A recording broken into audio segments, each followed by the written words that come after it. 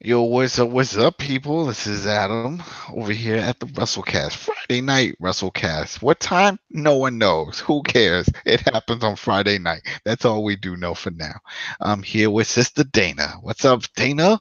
What's up, brother Adam? There you You go. talk to me. There was another person named Rich, but he's flying all over the United States for some reason. He's doing like a world tour, just saying hi, kissing babies, doing his thing. So yeah, I don't know what's up with him. And He's so on the that he's on the campaign trail. he's on the campaign trail. There you go. See, he's going to be an ambassador. So that's it. So what we plan on doing for this episode is just we're going to talk about the news. We're going to talk more about Lucha Underground because that's one thing that I've noticed on the net. It just doesn't get mentioned. That's it's a damn shame. Some people are like, well, so and so showed up. That yeah, let's talk about the actual product and not who's just showing up. Because damn, the storylines, the creativity in Lucha Underground, it's unmatched right now. There's nothing on it. It's just so crazy, especially this season. It's bonkers. You really have to just go into it with an open mind. It's one of those type of shows that if you're telling a buddy of yours, like, "Oh man, I don't like watching wrestling," that shit's fake. You always like, "Yeah, you want to see something real fake? You want to see something crazy with movie type special effects? Let's watch some Lucha Underground, because that will blow your mind." And yeah, and then we'll just do a little bouncing around. Ring of Honor had a lot going on, a lot of craziness happening there with the title. And yeah, so let's start off with the news. So let me cue up the music. Bomp, bomp, bomp. There you go. If I'm talking fast, it's Yeah. because I drink a damn a lot of coffee. See, I just screwed that whole thing up. I drink a lot of coffee. Okay, Dana, here you go. That was brilliant, by the way. Very entertaining. Okay, so we're gonna start off with an updated injured list, and then we'll explain later on about one of the wrestlers who was injured this week doing a little hanky panky. Whoa! Whoa! All See, right. got to stretch before the shows. All type of shows, bedroom shows, backstage, front store, everywhere. You got to always stretch. You don't stretch, this type of shit happens. Yep, lot of stretching. All right, so first off, here we go. Lars Sullivan, he has a broken jaw, and there is no return date, so he's out. He's gone. He's done. Well, Ruby Riot, we saw that, and for those who are like, "What?" We all saw that. If you haven't, that was at that NXT pay-per-view event that they did, and it it was a was. black mass kick Yep. that did it. And it's funny because when you watch, anytime he does that, anytime Aleister Black does it, it looks like it could really break your jaw. I mean, that's if you do that move correctly, which sounds like he did, because it had the impact and it broke the jaw. So there you go. That's why you need a mouthpiece. Just Yep. saying. Wrestling is real, ladies and gentlemen. There you go. Yep. There you go. Ruby Riot has sprained her MCL and likely will be out a couple weeks. Her evaluation is at the end of July. So far, there is no surgery required because there was no tear. Okay? Hmm. Now, that's a good thing, though. That is good. Yeah, no one wants to tear. So That's I guess tears now, are long term. yeah, I guess now they're just called the squad until she returns. Well, maybe they can get rid of the other music that they were using. Oh, God. Or it's like all the girls. Yeah, yeah. Okay, Shinsuke Nakamura. We all know about his infamous dog bite that really just sounded more crazier as it happened. For those who don't know, the police were basically canvassing the arena that they was in, making sure there was no bombs or anything. Shinsuke happened to be the only person in the building, and he was in the locker room, and the dog just started attacking him, which That's a was weird. lawsuit. That is a lawsuit. I don't care. I mean, they can't say they were doing their job because it made no sense. It's like, what was he doing? He had sweaty gear and sweaty socks and stuff, and then they just starts biting on him. Come on now, that's a lawsuit. There you go. Yep. And also on that, we have Bray Wyatt. He got into a car accident. We'll go into a little bit more detail about this car accident. Yeah, Um, what happened? let me break it down now. Now, a car accident. He's expected to compete. He's not expected to compete at this weekend's house shows. He's going to meet with doctors so that he can be cleared in time of Monday Night Raw. So far, he is still scheduled for his Extreme Rules pay-per-view bout with whomever he's fighting. Was he driving? Now, here's the fun part. It was a lot of driving and then not paying attention, and then a mysterious accident. Okay, so he was driving, right, in his car, headed to the airport, for the next show, and he got into this accident. And he was found at fault during the weekend for the car crash that caused him to, remember, he was on Raw, caused him to meet Raw. And according to the police report obtained by TMZ, this is what had happened. Wyatt was driving to the airport in Tampa on Friday when he rear-ended the car in front of him, which caused that car to hit a third vehicle. He was cited for careless driving due to his failure to operate his vehicle in a careful and prudent manner. The police report does not indicate if Wyatt was distracted when the crash occurred, only that he was inattentive. Now there's more. WWE says that Wyatt's car was totaled in the collision, which may be a work since the company has also said it was a head-on crash. So they keep changing on what exactly happened and what the details of this car accident. The wrestler, Mr. Wyatt, was transported to the local hospital by ambulance, according to the police. The injuries that he suffered does not seem to be any type of permanent damage. He is banged up, though. Okay? Did the airbag deploy? That's how you know if it was serious impact. If the airbag deployed, then that was a real bang.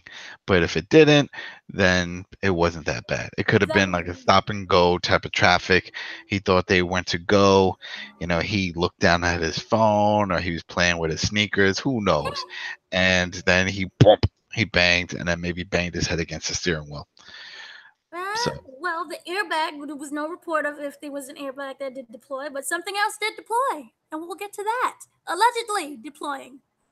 Now, according to the dirt sheets and to other people, WWE did not tell the complete story here and what really happened with Bray Wyatt in this car accident. It seems that Jojo was involved in this accident as well.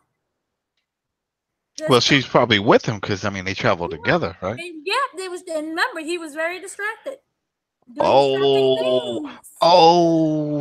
Well, then shit. That's worse for her. Did she get hurt? There is no report because WWE is wiped the alleged incident, her part, from the record, and there's a reason why that they wiped it away. Okay, so this is how it allegedly went down. He was distracted with Jojo. Indeed, sloppy toppy. Anyway, so those who don't know, Jojo and Bray were involved in a relationship, and this relationship is still ongoing. And this is the relationship that resulted in Bray Wyatt's marriage ending because his wife caught him in the act having an affair. Okay? Now, WWE didn't want to. It happens all the time. It happens all the time. This right? is not. Remember Edge and his wife, and it wasn't his wife, and it was crazy with Edge because Edge's wife is Val Venus' sister. I did not know that. Yeah, that was some other shit. So I was like, is that going to be a beef backstage? But then I'm not sure if Val Venus was still there. And then, of course, we know Cena and his high school sweetheart and all that stuff. And Cena was with everybody. Yeah. According to women and legends. And remember Mickie James? Yeah, well, the Mickie, that's infamous because she's brought it up a few times where she thought she would never go back to WWE because of that. Mm-hmm. Even though she put it aside and stuff like that, whatever, the past is the past. She just thought it would never happen. And poof, look, not only is she back, she's on the same brand. Well, he's a floater, but, Raw. Yeah. Now, here's the thing. WWE didn't want to publicly acknowledge that Bray and JoJo are publicly linked, as this story already brought bad publicity to WWE, especially when WWE was dragged into Bray's divorce when his wife's lawyer asked WWE to provide Bray's earnings. So that's why they left it out and was just like, oh, we don't know what happened. It was a head-on collision. It was a random accident. Oh yeah, that head did collide. So it's good. I'm sure she's taking him to the cleaners, the wife, Oh, financially, absolutely. because man, with all the money he makes, royalties and all that stuff, Oh, absolutely. Absolutely. you But yeah, be careful out there when you're driving in cars. Don't get too distracted. Well, I mean, if anything, it could have been worse for her if that's the position that I'm assuming. You know what I mean? It's like, That is especially a true. head-on collision, head Hmm. end up going somewhere else in the car. Oh, even him. Maybe like during the accident, she bit really hard because it was Oh getting yeah, tight. yeah, yeah, and then spits out, and we got a Bobbitt situation, and he's like, "No," and she's like, "My bad." Oh no! So everything just went wrong real quick. No, what happened? You did it. No, you did it. No, Yep. So don't, So no hanky panky in cars is the lesson here. shit. I remember there was a video got posted online. It's on YouTube, and he supposedly he was doing that while riding a motorcycle. Oh, And the oh girl was in the my. front. Yeah. So I mean, if anything, that's instant death for both people in that one. You swerve off. She's not even looking the right way. Whoops. There we go. What's happening? Nothing. Just a tree. I love you. Goodbye. This was fun, right? No, I don't want to die. I know, but I just made a mistake. Oh my So gosh. we're going off a cliff. My bad. Oh dear God. Okay, so yeah, lesson learned there, kids. Be careful Mm, where you do your business. there we go. But Oh, I'm glad it's not that serious of an injury for him, because I'm not too fond of what's going on with the tag thing that he's doing with Woken Matt, but at least he's relevant. I feel like he's had such a strong character, even when he was with the Wyatt family. Like, I just disbanding it, that still pisses me off.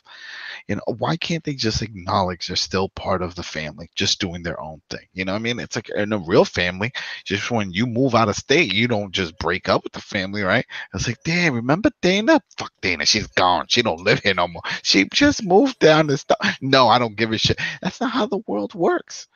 that So these that's guys. that's exactly how my family played out, though. But Oh continue. shit. Damn, I'm sorry. Damn. But because it bothers me because it leaves the door open for so many things. If you say that they're still part of the family, it can have run-ins and different things can happen. But I mean, they need to take a page out of Bullet Club because that's how they do it. They got them on different brands, and now I think it's going to expand to even more brands. So they still acknowledge they're all doing their own thing. They come down to their own entrance music majority of the time, but they're still Bullet Club. You know, they still fly under that flag. We've seen how those things can go wrong, which was NWO. NWO went wrong real quick. You had a few guys, like okay, a Hmm. few guys. Next, too many guys. They started putting freaking everybody in. I think even Disco Inferno got involved. Buff Bagwell. I'm like, what the hell? It's like anybody Wasn't who David wanted to end. Arquette in it one time? I don't know, but it's like whoever wanted an NWO T-shirt got one, and then they were part of the crew. And what sucks is that every time any one of those guys came down, all you heard was the NWO music. NWO, NWO. It's like they were no longer individuals. They were now part of the collective. They were Borg. You can't do that. You can't do it. You could still be part of a family and not have to all fly under that song and under that flag. Still be your own thing. Just whatever. So that's my rant on that. I wish they would bring it back. I mean, they brought back the Shield in that way, and the way they see, they do it with the Shield, because when they need them to come out and work together, they do it. When they don't, they don't. You know what I mean? So just do it with the Wyatt family. All the members are still with the promotion. But they brought back the Shield out of pure desperation to get Roman Reigns over. There I you don't go. think the Wyatt family needs to get over. Just Bray is just floundering in no man's land. You think the Bludgeon Brothers are doing great? That gimmick is Better than flying for Bray? you? Is that making you happy? You think they're fulfilled right now? Because that looks pretty Yeah, whack the for me. authors of pain, at least. The authors of pain. Who knows what's gonna happen? I'm scared with those two. But they're giving them mic time. They're talking. I That's heard them. better than the what was the other one that was missing? The I forgot. revival. The revival. God, Lord, they Yeah, destroyed I'm done. that. Yeah, send those guys back to NXT, do a swap. I would rather if they brought up Heavy Machinery to see that big dude do the worm all over the place than see Revival. It's just even their music just pisses me off. It's so hard. It's all day and night. What is that? And don't get me started on Sanity. That mess. Oh man, Sanity! It ran its course and hasn't even started yet on the main stage, and it feels like it's done. It's so sad. It's It just so is. sad. They just, at this point, I just feel like they should just go back to TNA. No, no, no, let's not get crazy now. Eric Young had a better run in Oh TNA. yeah, but Eric Young gets a better paycheck in WWE. And at this point in his career, at his age, it's all about the money. You want to create that nest egg. He's got a job. They like him. He's going to be there for a while. I'm sure he's selling some merch, and who knows? Who knows? I mean, the sky's the limit for him. Because if anything, this is the best time to, if you're a little wrestler, small guys. He's Diesel. We all know that. But I'm talking about height and stuff. Because you got 205. 205 is there. The cruiserweight division is always there with open arms. You got NXT, always there with open arms. So there's options. Before, back in the day, there was no options. You were a little guy. What? You're not like Chris Benoit? Get out of here. You're done. Rey Mysterio was the exception, and it's because he was Mexican, and that's what Vince will say. Because remember, that's why he always wants. That's why he always wants to bring him back, because they always felt that he was a big draw and a big sell whenever they went to South America and they went to those areas. That was the other reason why they kept bringing back what's called El Patron. Same thing. So it's sad, but it's true. So we'll see. But I think it'll work out for him, even if that whole group disbands, because he's good on the mic, and he's a good wrestler. It's just right now, Sanity, they're in a limbo. That character's in limbo. The whole story with them is in a limbo. They went from being pretty much a big deal in NXT to nothing.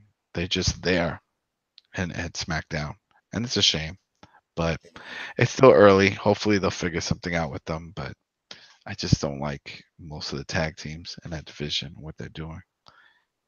I don't like anything that they're doing currently. It's just so sad.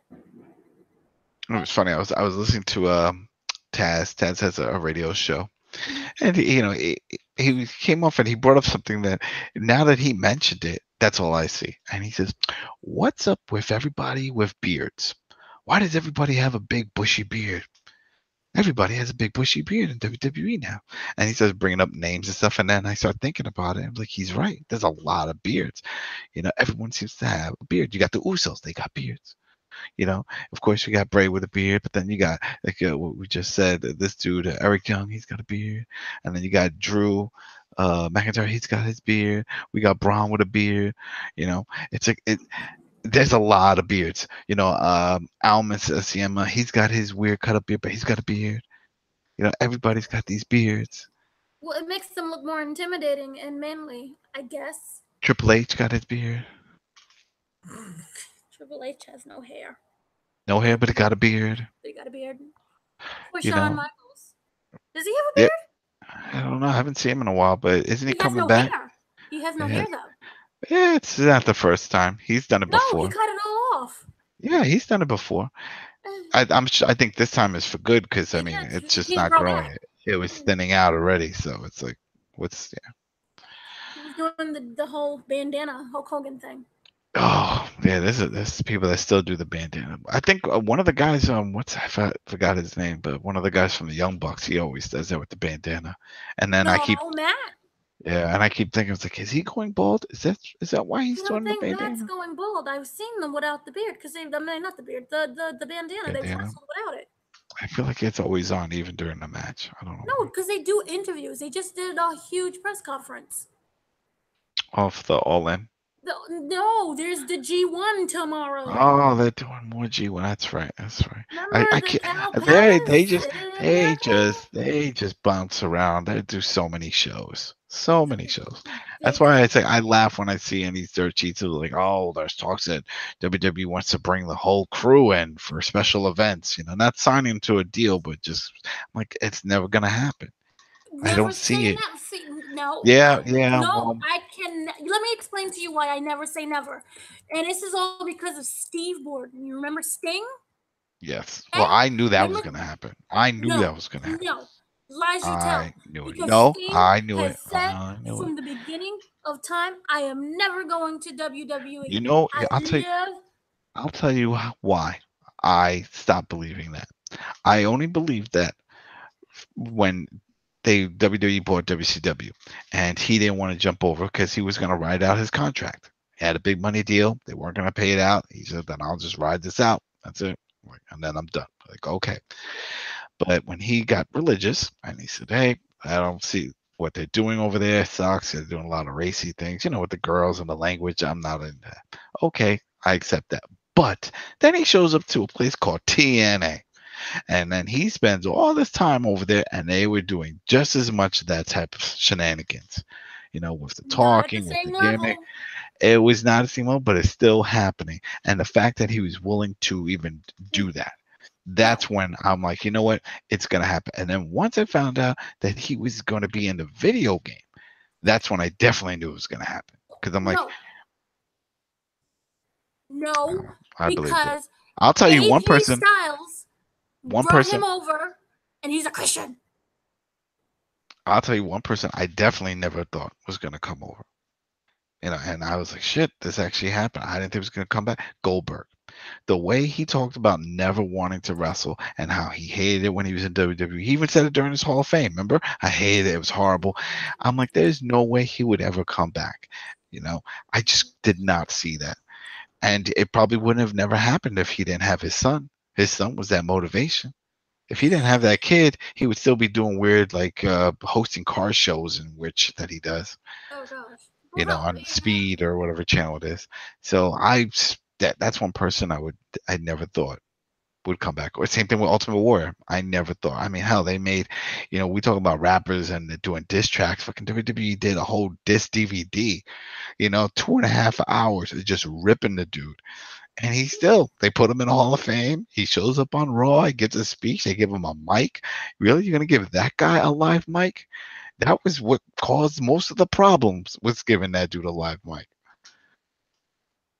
But it's true. I remember when he showed up in WCW. Do you remember he actually took a chair and sat down in the ring and was like giving us? It was like, whoa, what's happening here?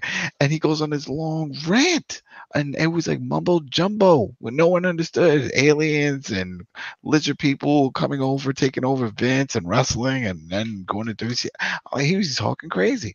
And when I found out later he became a motivational speaker, I'm like, where? Where was he? Where was this happening? And then like science fiction shows? What was going on?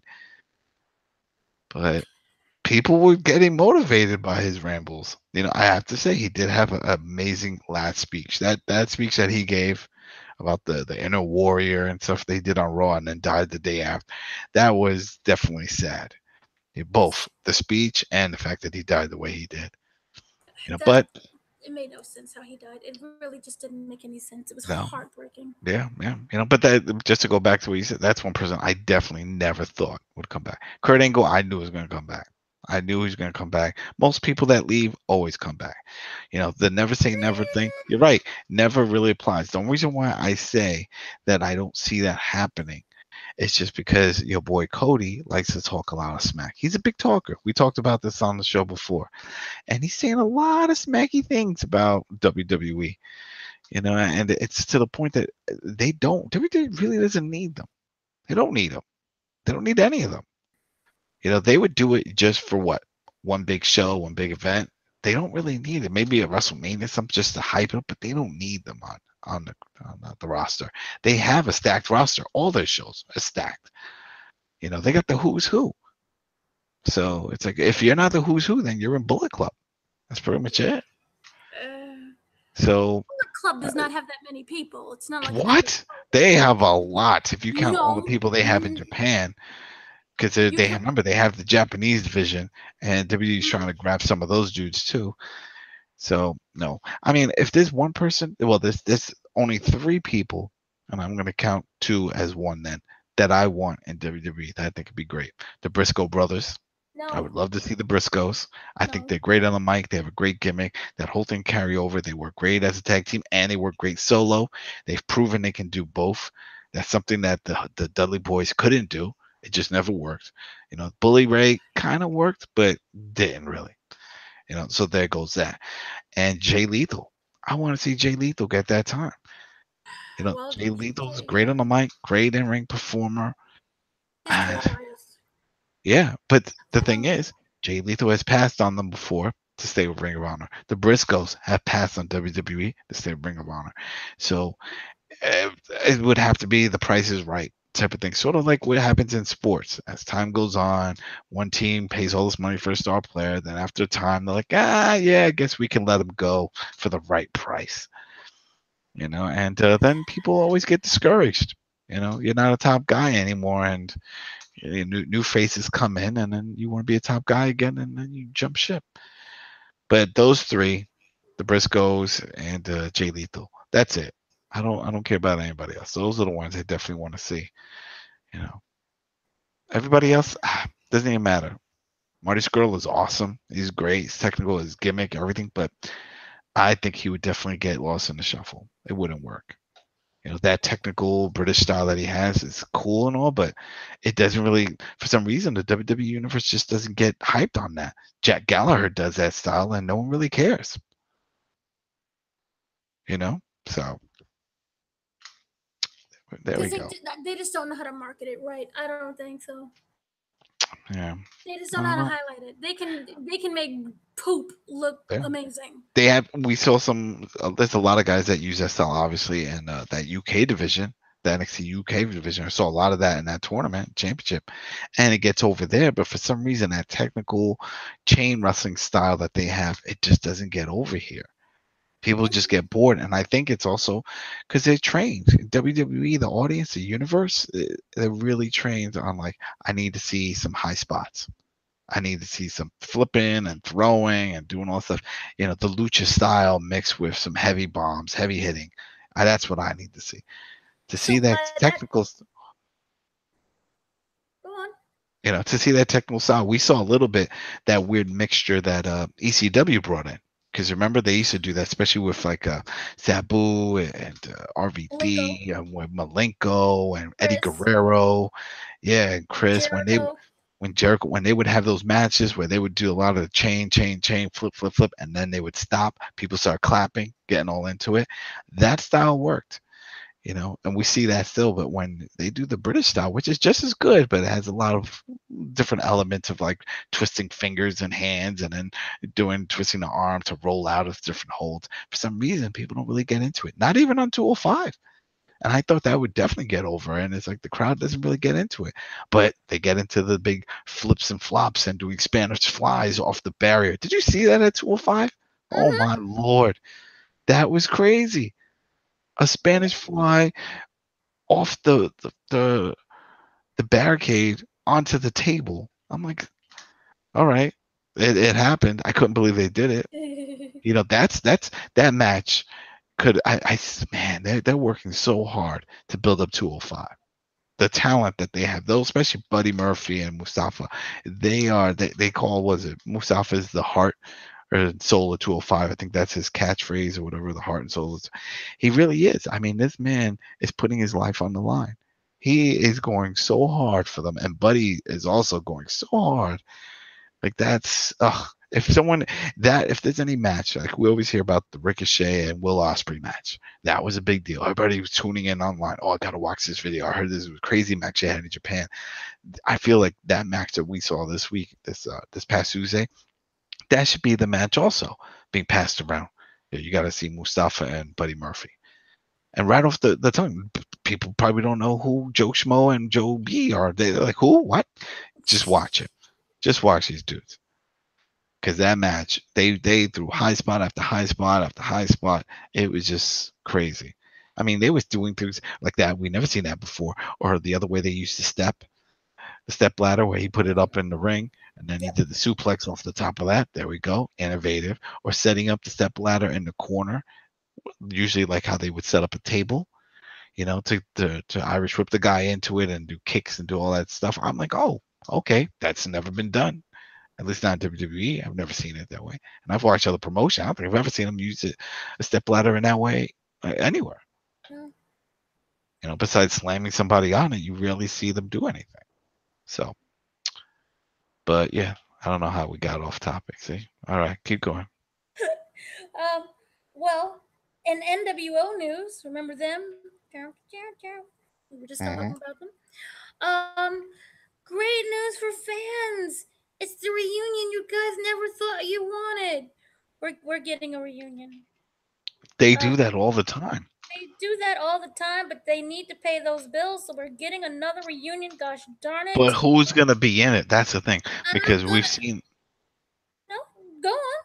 No, we've seen these weird reunions, like ECW. Every once in a while, they'll do like these weird ECW reunion shows. You'll see it like some indie show, and it's just the random guys. It's New Jack and Shane Douglas and oh man, what's his name came out of retirement for a few of them. Little Guido. Yeah, Blue Meat. Yeah, that's what I'm saying. And Wait, you'll Blue hear Meanie's alive? Blue Meat's alive. He lost a lot of weight. Yeah. I thought he died of a drug No, overdose. Stevie Richards and stuff you'll hear about, like, ECW reunion event, ECW reunion shows. They do some of them at the House of Hardcore, Tommy No, not Dreamers. ECW. Remember, this is going to be NWO. But that's what I'm saying. It's always, there was so many members. So unless it's Kevin Nash, X-Pac, Hulk Hogan, and Scott Hall, then it really doesn't matter. Well, I hope you're sitting down right now because I'm about to blow your mind. Oh, Blue Meanie did lose weight. It looks great. Okay, I'm about to blow your mind. Sit down now. You ready? Here we go. Yep. Kevin Nash, Scott Hall, and Sean Waltman are hosting a reunion as part of StarCast Pro Wrestling Convention on August 30th through September 2nd at the Hyatt Regency in Louisiana, just outside of Chicago. Other wrestling legends booked for the event include, hope you're sitting down for this, okay? Diamond Dallas Page, Terry Funk, Christian, Bruce Pritchard, Eric Bischoff, Jeff Jarrett. Wait, scratch the record because you screwed up already. You just ruined everything already. When you said hosting, they are hosting. They're not wrestling. Reunion? Three guys that hang out together already? No, that's not a But that's what I'm saying. That's not when I'm talking about with the ECW guys, they actually get in the ring and perform. Hosting? Just showing up and saying, "Hey guys, here and buy some T-shirts and we're signing some autographs, taking pictures." Oh, come on now, that's all that is. I heard about this event. Bruce Pritchard talked about it. But that's not wrestling. That's not a real reunion. That's like we're showing up at a convention together. Come on down. Half of these guys can't wrestle anymore, so showing up is the best they can do. We're surprised they're still alive. I got Terry Funk here.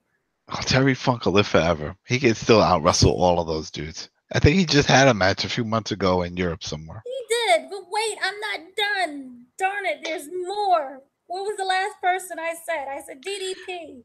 No, you said DDP, Bruce Pritchard. No, DDP, Terry Funk, Christian. Terry Funk, Bruce Pritchard, Eric Bischoff. There you go, Eric Bischoff. Controversy creates cash, so please, I can care less. Jeff Jarrett. Yay! So he didn't get a job in WWE. He has a job to show up for a reunion.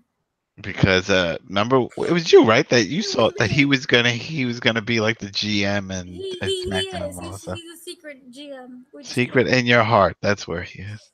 It's the GM of your heart. Sing that song. Only in my dreams. Okay, wait. There's more.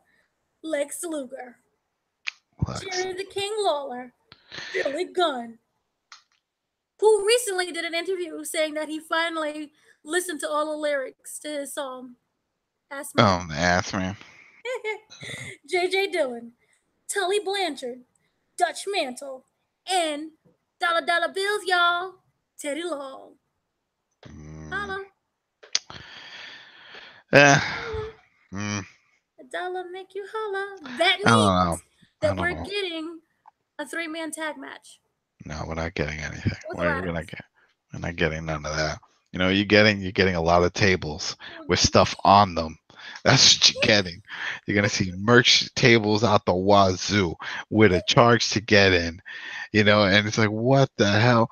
You're gonna get a lot of them saying, "Yo, if you want a picture, take a picture with me and pay. Don't be cheesy and don't go in the back with your phone and zoom in on me. Don't do that. Don't have your buddy come and stand in front of the table while your other buddy takes a picture at a distance so it looks like we're together. No, I want my money." That's what we're gonna get a lot of. You know what was missing? I feel we're missing Virgil. No, we're not missing Virgil. Virgil announced that he wants Yeah. to have his own podcast. This is a great Uh, opportunity for he him well, to. he wanted a bunch of things. Remember, he did the Kickstarter because he needed some money. And then we've all seen the sad video of Virgil's table at a convention and nobody there. I have a picture of him 4 years ago, downstairs in the basement of Comic Con, surrounded by no one, just looking sad. And the $1 Million Man is getting all these pictures, and he's trying to jump into his pictures. Yeah, yeah, and then that's the thing. It's like sometimes he would say that all Ted DiBiase's would come, and he's like, "Oh, you're gonna show up, and we're gonna do this." No, none of that stuff happening. I wonder what happened to him, like You mentally. know, Is he just unable to move on? it's what got him to the show. You know what I mean? It's no different than actors and musicians, and a lot of people are like, why don't they just hang it up, retire, and they just keep going? Because that's He all they doesn't know. even wrestle That's anymore. all they know. Well, he probably can't. Probably got all kinds of health issues. I mean, wrestling is a hard life. Puts a toll on your body. It's amazing when you see these older guys still do it, like Jerry King Lawler when Flair was still pulling that out. I know he wrestled back in 2017 Yeah. in UK, and that he Oh. did appear on like a podcast. I just Oh yeah, no, he's appeared on a few shows. There's a I few tell shows him that to I've do listened to that he's something. popped up. Do You know, something. he Aside is. from He's trying to make it in the wrestling biz. He's trying to. he's tweeting about his meat sauce and his love for Olive Garden. Well, they got that unlimited pasta, table, so you get more bang for your buck. He needs, yeah, I guess so. Okay, There you go. so I guess here's a story that you're completely uninterested in, but it's still news and people are still speculating. So take it as it is. WWE and Daniel Bryan are closing in on an all-important September 1st deadline. We know that's when his contract expires. You already don't believe this, but as of right now, his extension has not been signed, and he continues to be the focal point on SmackDown Live. Remember, he just reunited with Kane. His team Hell No, and for some strange reason, Kane looked really happy, which kind of defeated the whole purpose of Team Hell No because he was like really Yeah. angry about it. But remember when he hugged him? Like I I felt that can't. I hug. can't take it. I've said this off air. I just can't take this corporate Kane, nice guy Kane, whatever, under the Kane mask talking this way. It ruins everything. It's killing the gimmick. I don't want it. The gimmick died when he first started to speak. When he Oh, took his mask no, off for the no, first no. time. Some people said that with the Undertaker, and he could still do the dead man when he comes back. He, Even though he was American badass, the chewing thing in tobacco and doing Undertaker all is that that stuff. he has the ability to be versatile. As much as I love Kane, we get two Kanes and that's it. Corporate Kane and Demon Kane. And then now nice hugging Kane. I can't. I can't. When I saw them on there, I just in the ring talking, I just ruined everything for me. I don't have that nostalgia for that group. That just didn't do it for me. So I don't I care thought where it they was go with this. unnecessary. I thought it was really just unnecessary because they just don't know what to do. And honestly, I think this is all like a random thing they threw together because of Big Cass. Come on now. I don't believe that either. With all the talent they have in the back and the talent that they have in NXT, they can, and we just talked about Sanity. There's three guys in that group. If you're not gonna do anything with the group, then just grab one of the dudes out. Grab what's his name? We just oh man, short stack that's in it. Oh Eric Young. man, Eric Young, take him out. He would have amazing matches with Daniel Yes, Bryan. but let's look at it in general. Forget the whole Big Cass thing. WWE has over 200 wrestlers, and they just signed a new one today. They have over 200 wrestlers, and they keep Who using they sign? this. The Io Sheer. Oh gosh, the Asian woman. Oh, it's a female wrestler. Oh, yeah, Yeah, yeah, just yeah, yeah. Okay, Io. okay. Yeah, That's yeah, the one yeah, I yeah, can't pronounce yeah, yeah, yeah. because I can't pronounce Japanese names. Io Shieri. What you call me? Ha ha ha ha. I hate you. There you go. All right, Sharia. It's all I O right. H S H I R A I. That's H. You just throwing a bunch of letters together. I Okay. All right. All can't right. pronounce his It's name. okay. Let's move on. All right. So wait. So they signed this So chick. they You're right. signed They this have chick. They 200 have all that. people. Remember, then they have the NXT Japan going That's on. not a thing. That is too gonna be a thing. I don't know. I don't No, that believe it. is a thing. I don't believe it. Something about it. It reminds you of when they said they were going to do the NXT version of or the Latin America, or it's going Oh to be no, like no, a that's not a thing. tournament. Remember that was That's something was going on. They said there's no division and there's no tournament for Latin America. They're not going to bring over like what they did with the UK. And they even said it. The main reason why they did their version for the UK is because they make a lot of money there. They have a huge fan base, and they only would tour out there twice a year. So this is a way to bring in more money, give the fans what they want, which is more in-ring action in their home country. So But we're remember close. We're Noah. close to South America. That's it's not that far. Do you not remember Noah? They partnered with Noah. That was a long time ago. I don't see that coming back. I don't see that unless they buy Noah. And I don't even see a reason to do that. But then again, they got money for days now with all these TV deals. So who knows? They can throw that money around everywhere. You want money? I want you. Come on board. Boop. This is depressing. Yeah. Very depressing. They Do you signed remember? it in Do you June. remember when Vince was making calls on live TV and giving people money? Oh God, the Do you million remember dollar that? thing, and they couldn't work the That phone. he couldn't. Yeah, he couldn't work the phone. But that was kind of fun. He never had to use a phone. He's got people for that. But man, that was. Why don't they bring that back? That was kind of fun, and it definitely helped in ratings. They said because people tuned in to find out if they won money. Because it was too many technical difficulties. And then there's the argument of whether or not it's rigged. I don't think it was rigged. Remember, because they called one person and went to voicemail. That person wasn't even home. If that's the Now, case, can they bring back Cyber Monday? Because that used to be fun. yeah, they talked about that. They talked about that. I don't know. I'm sure there's a bunch of weird things they did back in the day. Those were the good days. So Remember when they had where if you sign up on their website, you can see more action happening behind the stage or behind the scenes during commercial yes. breaks. It Remember was their it. pay-per-views were only $20 and it came with a free T-shirt. Yeah, you get a free T-shirt. Those were good days. Yeah, but everything changed. That's Yeah, it. yeah. So even though you don't believe that this is true, um, the whole Hell Team No headline this past week's broadcast. Which fun fact? Monday Night Raw. Guess how many people watched? 2.3 million. You are so positive. 1.9 million. Shit. It is their second lowest viewership since moving to Tuesday nights. So It fluctuates, and you know what? It's to that point that it's all about who's on the show. That's the bottom line. Who's on the show? If you bring big names, you see a spike. And that's it. And then also what hurts them, I think hurts them, they don't advertise matches. nope. They wait till like the day of, and you'll get, if you have the app, you'll get notifications. So and so's gonna fight this one. Every once in a while they'll announce next week, tune in for this and this, but it's very rare. They need to do more of that because then that way that gets the buzz out and then people will watch. And I get why Vince doesn't like to do it because he wants them to tune in like, hey, anything could happen. This live TV, you don't know what match is going to happen. Yeah, well, you know what? I don't have time 3 hours to waste to hope I see something good.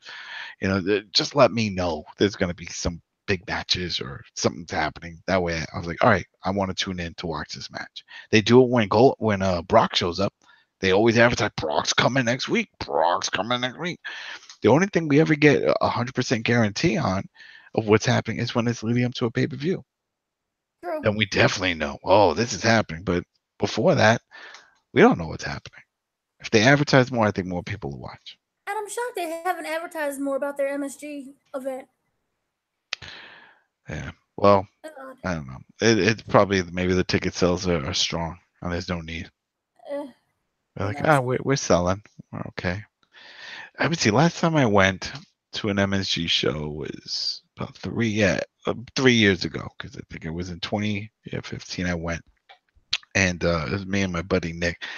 I think I paid it was like $35 for a seat. It wasn't too bad. Hmm. So, and this is they did the redesign already, so I don't know if the prices went up. Yeah, they went up. They went up. They went up. Not that much though, because remember nobody's going. Yeah, because I remember Vince's idea was he always wanted to make sure that there was at least a $20 ticket price. That was always his thing. That if someone had $20, they can go to a wrestling venue. You may not have the best seats, but damn it, you can walk in the building and watch some wrestling. That was his thing. He always wanted to be for the common people. Like, hey, just a little money in your pocket, come on down, see live action. That is So, true. so Probably why the network is only $9.99. I hope it stays that way. I I doubt hope it it. stays that way because Give it about 2 years or so. I see it going to $15.99. no, if they do the tier system, I could see that. I could do And changing and say, oh well, do you want this, you want that, I want exactly how it is. In fact, I could take out some stuff. I'm not big on all the reality shows and all that stuff. I don't care about that. I'm just all about the end ring. The reality So shows are good. Why you gotta be knocking the I reality no, shows? I don't like any. I don't Come like it on, all. you know you're all up into whether or not No, no, Cena and Nikki Bella are gonna get back no, together. no, don't care. No, I no, know no. you can right now. It's all fake. It's all fake. I heard she's already married with 2 kids from another guy, so it's all fake. Dolph Ziggler. All there you go, Dolph Ziggler. People like, oh, he signed a new contract. He's not gonna sign a new contract. He already signed a 15-year contract. So it's all fake. All fake news. We know nothing. You know. Okay, so the reason why we're getting all of these really great Daniel Bryan matches and weird reunions that nobody asked for is not because they're trying to lure Daniel Bryan, but because they're considering this a farewell tour. So they're getting as much as Daniel Bryan as they can out of him, Well, which is kind of nice. I was never a fan of him either. Good Lord. Who do you like? Even when he was American Dragon and he showed up during the whole NXT thing, I'm like, okay, whatever. It just didn't do it for me. I don't know. I have my picks and my styles, and he just wasn't. He just wasn't one of them. Just wasn't it. I mean, when I think of him and I think of the other guy who came out of that Shawn Michaels school, Brian Kendrick is a bigger star for me. I would watch Brian Kendrick every day of the week because that guy is amazing. He is. I will give you that. So yeah. Oh, he's extremely underrated. So if we're talking about people in that time and from that group, then he's the one. Daniel Bryan doesn't do it for me. And I have to agree a lot with how Vince and all of them said it was like, well, he got over because his chant got over. And that really bumped him up. And I believe that. His in-ring is okay. It's entertaining, but it just doesn't do it for me. None of it ever did anything for me. Mm. So when they caught on with the yes, okay, I get it. That was fun, but that's as far as it went for me. So Yep. Well, so also another spoiler, possibly spoiler. This is what's going to happen if he does leave or if he stays. At Extreme Rules, the plan so far is for the Miz to prevent Team Hell No from becoming tag champions, which leads to a match between Daniel Bryan and the Miz at SummerSlam, which would be nice because that would be a really great farewell match if he does leave. I'm all for that. Because that honestly is the only match that people really care about and really want. So, yeah. I mean, yeah. I still don't believe it. I mean, if he leaves, all right. And so, but here's the thing: if he leaves, the Miz wins. If he if he leaves, the Miz wins. If he doesn't, Daniel Bryan wins. So, which then would carry their feud into a Hell in a Cell match. Yeah. So not bad. If he leaves, I'm assuming he would leave on good terms. Yes, I think he would. And it's pull CM Punk. Yeah, and it's just so he can go and just do something else. What would That that be? I don't know. I well, mean, what remember is he he has a gonna try kid. to? He has the kid, but the thing is that people don't understand. He's been around the world. He's been to Japan. He's wrestled in Japan. He's been in Ring of Honor. He's wrestled in these places. The money's just not there when it comes to Ring of Honor. I don't know how much money Daniel Bryan was making before, when he gave up that contract as a wrestler and just became, I forgot what they call it. That's a different title for non-wrestlers. So I'm assuming he's going to get a new contract that he's a wrestler if he hasn't already, or they're probably giving him a boost because then that means he's selling merch and he's performing and da da da da. Because remember, wasn't that the whole scandal that we found out with Shane McMahon that he was collecting two checks? Yes. So I'm sure it's something like that. But if he does have tons of money in the bank, like the way Cody had all his money in the bank, and could say, you know what, financially, I could walk away from this and take my chances out in the indies and do some big matches and see what happens. If I could see that, but he's married with a kid. Does he really want to start traveling all around the world, Well, leaving his family? That's the thing with that schedule. Look at the Young Bucks. Look at Cody. Cody's smart because he's bringing his wife everywhere with him. But when you have a baby, you can't be lugging your kid around everywhere like that. You can't be going when you go to Japan and you do a tour out there. You're gone for weeks and months. You can't just go there one day and then fly back and then go back and forth. You can't do that. Like in WWE, do your shows. You're here in the States. Just go home. You can't do that if you're going overseas. Just it doesn't work that way. So it depends on how bad does he want to do that. eh, So well, he did give an interview and he did state that one of the reasons that he may not sign is that he wants to wrestle on a very limited schedule. He says that he's currently doing 50 to 100 matches a year, and that it's increasing more, and that he wants it to fake decrease. news. How is that fake I'm gonna news? call He it wants to fake news. wrestle less. He has a He kid. just they didn't want him to wrestle, period. Okay. They did not want him to wrestle, period. He's the one that wanted to do all the wrestling. I'm sure if he says, hey, listen, I can't be wrestling, they're like, fine.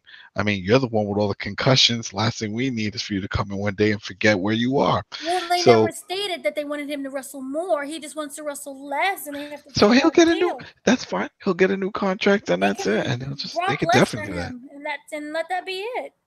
I don't know if it'll go that low. That's a really reduced schedule. That's a Brock is like, no, I don't One see it that tier. way. That's even less. There is who else? There's actually a few people that want that type of schedule. Jericho has it, but Jericho, because he has his other activities outside of Jericho's wrestling. doing 20,000 things. Yeah, He's he's got a writing and cruise, a book. He's got his band that tours. He's a busy man, and he has a family. I don't know how he swings all that, but I don't know. yeah. I'm not a big fan of him. So whether he stays or goes, whatever, you know. Like they say on the website, I wish you all the best with your future endeavors. So At least he'll get a future endeavors. yeah, yeah, maybe not. I'm sure Oh, he'll have the open door. The open door. They probably won't yeah. say anything. They'll just say he's taking a break. You know, Oh, it's yeah. like, oh, he's leaving to spend more time with his family. He'll be back. What was it? Remember Jeff when Jeff left? When we watched that 24 special, Jeff's last match. And we said, this isn't goodbye forever. This is just goodbye for now. And he was right. It only took about 10 or 11 years later. There you go. But he did come back. He did. Yep. I can see that doing, and then he can go off to Ring of Honor. No, I don't see him wanting. No, I don't see him doing it. so I you don't see him see him doing not it. wrestling at Oh, all. there you go. So Scrap that. Make that 4. I have to rewind. What I was saying about people I want. I want Dalton Castle. Dalton um, Castle would be awesome in NXT and WWE if they go with the gimmick again and they bring the boys. It's a whole package deal. He's got to have his boys. That would be awesome if he had matches with Velveteen and with every other wrestler. I mean, his work, his in-ring work, his mic work, the whole gimmick works, that would be entertaining. So yeah, do a swap. Say, give us Dalton Castle, we'll give you Daniel Bryan. Do you think they even want Daniel Bryan? Daniel, he's still gonna he sells merch. That's the thing. He'll still make money. But if you leave WWE, you're obviously leaving not for the money. That's the truth. No matter what Cody says, he knows he's just not making the big bucks, which is why they're doing their own show. They're trying to be the promoters. That's where the Cody's money an is. anomaly. There will never be another Cody like that. Mm, Maybe Kenny, but then you saw that backfired. yeah. I don't know. Maybe it won't be. I don't know. We'll see. I mean, Punk. I see Punk coming back into wrestling, not to WWE. Nobody No. wants Punk. Nobody wants Punk anymore. I don't believe It's a that. joke. Punk is a joke. I don't believe that. I believe that he will come, but not now. Now he's just got bad press on him. But I could definitely see him in Japan or doing something like that. I could definitely see him doing some shows when he gets that bug. Right now, he hates wrestling. He hates wrestling, because he tried to do the MMA thing, and he hates the fact they kept bringing him wrestling. We heard the same thing with Brock. When Brock went to UFC, I'm done with wrestling. I don't like it. I'm tired of people asking me questions. I didn't even watch the product. That's it. It was part of my life. It's in the past. I'm done. Next, UFC's done. He's back in WWE. It's just all talk. Well, what else is he gonna do? Brock is one of those people that just seem like he's born to fight someone. Well, because that's it. He's got the stock. His body was built for that. He even said, he was like, I wasn't built smart, but God gave me what's on my body, so this is what I use. Now, I don't know. We'll see. I think that with Punk, as time goes on, there's only so much you can do where he spent the majority of his life. We just finished talking about how these wrestlers don't like walking away. Musicians don't like walking away. Actors don't like walking away. It's the same thing. It's definitely going to bite him in the ass when he's not doing the training anymore, because if he really is done with MMA altogether, not just UFC, it's MMA, he's always active. He's always been active. He's always been working out, doing stuff. I'm sure he'll keep training and doing it to stay fit, but for the competition, the competitor aspect of him, it needs to be filled. He's got to find something. If not, he's going to go stir crazy. That's what I'm saying. What's going to happen? We'll see. I don't know. But the WWE Network, Something Else to Wrestle with Bruce Pritchard, your favorite show, is going to air its season finale next Wednesday, exclusively on the network, $9.99. The finale's controversial subject will be none other than CM Punk, who parted ways with the company in 2014 in the most controversy that he could muster. I didn't know that it was season based like that. I don't know.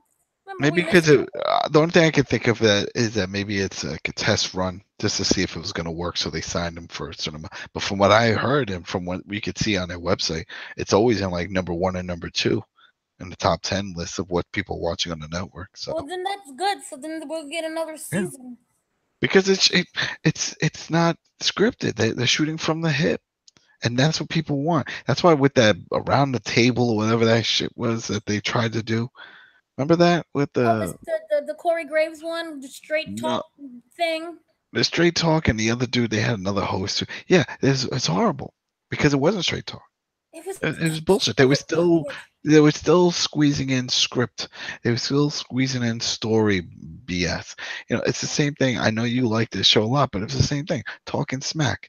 Talking smack would be great if they actually talked smack and brought up, but it's just continuing on the story. Was Daniel Bryan and that whole Miz thing not smack talk? That was his best promo. Without talking smack, Daniel Bryan would not be where he was at today. Yeah, it still was all just promo work. You just said it. It was just for the show. It was more show. I don't want to see show. Some personal things in there as well. Some is not all. They all do it. We see that in the ring when when Roman Reigns and John Cena had their little battle off of words, the promo battle, and Roman Reigns forgot his lines, and then John Cena said, "See, this is No, why you're not the top dog." There you no, go. no. Yeah.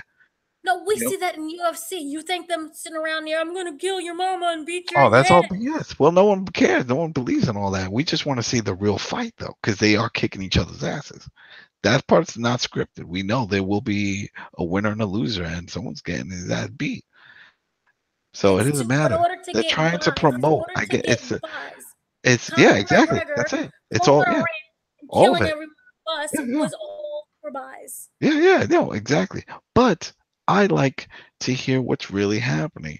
And that's what I like about that Bruce Pritchard show because he says it. I mean, he doesn't have to jump on trash everybody.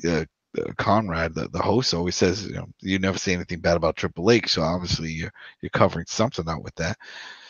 But besides that, he always tells it like it is. He gives us the dirty and the skinny and the truth of what happens. The past episode on their podcast version, they talked about the 1998 King of the Ring. Remember? And that's the one, of course, that Mick Foley got thrown off the top of the cell. Well, the thing with that, and I always thought that when he fell through the ring, that was a botch. I thought that was not supposed to break the way it did. And that I was right, and then I wasn't right because he said the plan was for him to fall through that. So they knew he was going to get thrown off the top, and they also knew he was going to go through the top of the cell, right? They had rigged up the beam, but it was supposed to that plate was supposed to break on one side, and then it was supposed to slowly break on the other side, and then he would still hold on. So when it flaps down, he's still on it, and then he could let go. So he's still, there. They did not know that one choke slam, and I don't know. He didn't go into details if they did any test runs, like just doing something heavy to see if it could withstand the weight. But we all, as we know, it was just one choke slam, and he just went flying. So then that's He where the surprise came from because that Undertaker looked authentically yeah. in Oh trouble when yeah, he because killed that's him. not. It wasn't supposed to happen that way. It was supposed to bend and look like it was breaking, so that people are like, oh my god, the ceiling is breaking, the cell ceiling. Oh boy, and then the fact that it just gave way, swung open the way like a door. Because remember we saw it just flap like a door, and he went straight down. So that was crazy. But then there's parts of that it's been so long that I forgot all about. The fact that that the match continued, that he did use thumbtacks, that he left, that the next match, which was Kane versus Austin, happened, which was a first blood match, and then he comes running out and got involved in that match too. I remember none of that. See, that's what I'm saying. You keep I forgetting remember that none. this guy just took a bump from the top, a bump through the cell, a thumbtacks all over his back and body, and then still came running to do an interference. In the next match. It's like, are you But kidding that's me? how great his matches were. Like that whole Undertaker streak thing. I don't remember a single thing after that match. Do you? And The that under- wasn't even the main event. Remember when Brock broke Undertaker's streak? I remember that. I I remember don't when it remember happened. anything after that. I don't remember Uh, anything before or after. they did a match, and then I remember they did a weird thing where Undertaker cheated.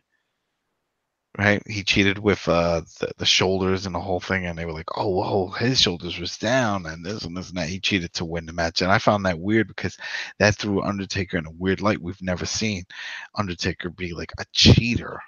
Like, No, wow, they he never had a can't. cheater. He beat him clean. He cheated. Well, no, they had it where he cheated. That No, he the really he first really match. tapped. Remember, it was like he tapped in the whole thing, and then they Oh moved yeah. over, and then it was when he caught him in Hell's Gate eventually, and then that's when where Brock gives him the middle finger, and then passes out.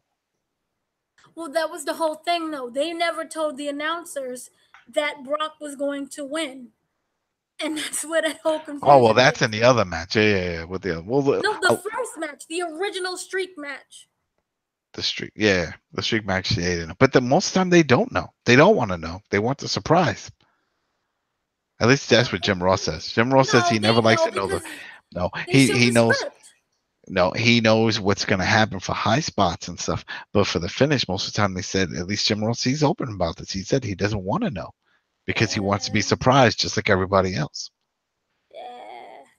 Of course the ref knows. No, the Unless, ref but didn't look, know in that case. The ref didn't well, know in the Undertaker case. well, I know the ref didn't know in the recent one with Roman Reigns. Ooh. Roman Reigns and Brock, he didn't know that one either. They changed it on the fly. He thought one person's going to win. They're like, nope, not happening. And so they changed it on the fly. But Anyway, whatever. with the CM Punk thing, they said that it's going to be their biggest grand finale. They're going out with a bang. They're going to talk about everything, including the lawsuit with Chris Amon. Maybe we'll get a little Jillian Michaels in here. Remember Jillian was the Mm-hmm. wrestler who couldn't sing, and she was sleeping with the doctor and kind Doctor of. Feel Good.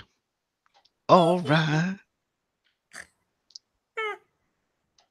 So while Bruce Pritchard said he wasn't there for any of the lawsuit, he was privy to the way the machine and especially Vince McMahon thinks. And he says, I do not want to examine a lot of the rumors and innuendos surrounding Punk's release. And Bruce can give us a look into the mind of Vince McMahon. And so to understand why WWE decided to represent the doctor. And Bruce will talk about his real life experience with CM Punk while he was in the company, and he will cover those who were against Punk in the back. Because remember, he had some incidents where people just did not like him, and Punk talked about him having to be in a locker room alone. They treated him like Enzo. So There's always that'll a be a reason. fun show. Always a reason. And that's one thing. People are like, oh, well, some people that's not. It's one thing when one or two people, when there's a large majority, then there's got to be some truth to it. It's just the way it is. It could be good or bad. Well, I believe that because If everyone's saying, yo, you got to watch the TV show. TV show is great. There's got to be some truth to it. Then there's got to be something to it. It can't be everybody's just doing it's just to mess with you. And I think that's the same thing with Punk. Something was going on that people really just didn't like. I believe that. And even you can see that. Remember when they released a documentary earlier, before that on the network, and you could see he had the WWE bent to his every will, and he's still. Yeah.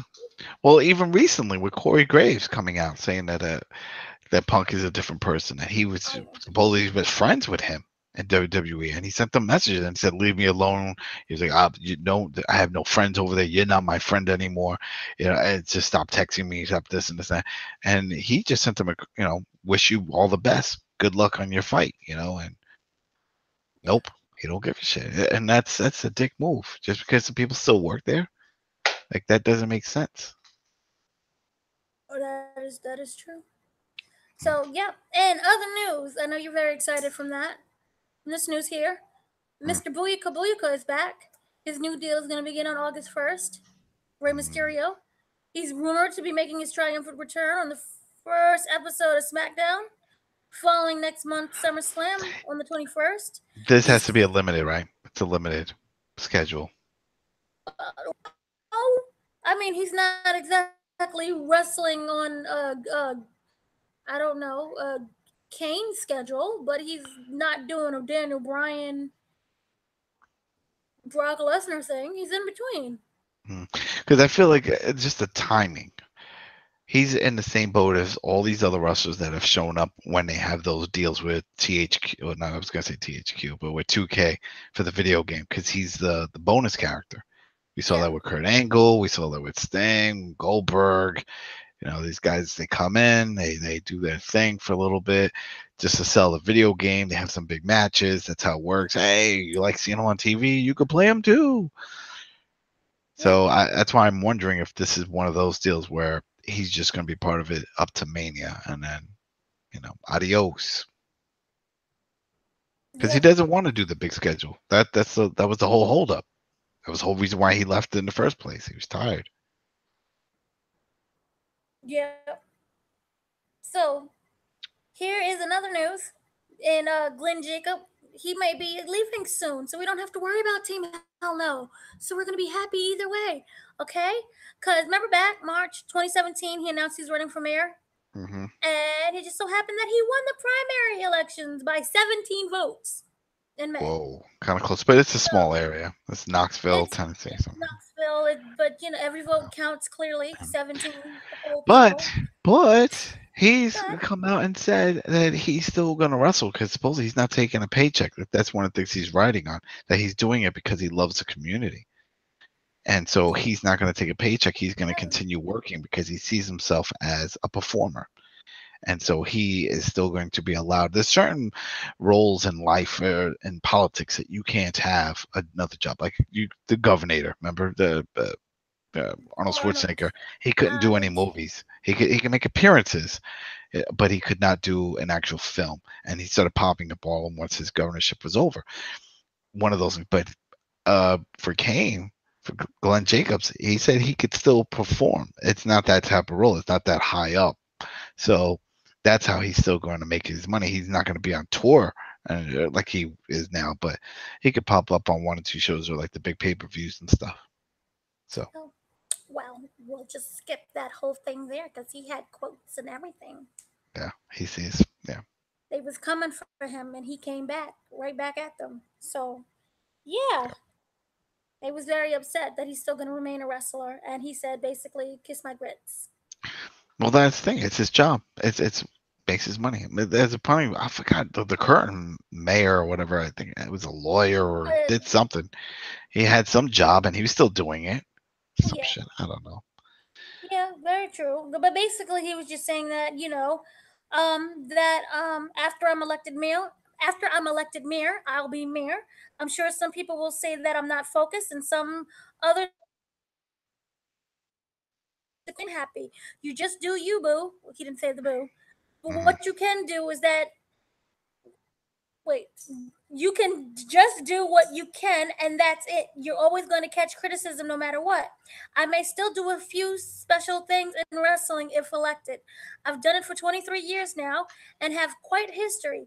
It's always been part of my life. I think the question is if I'm taking running seriously, and of course I am. I wouldn't be running if not. So, yay! All right.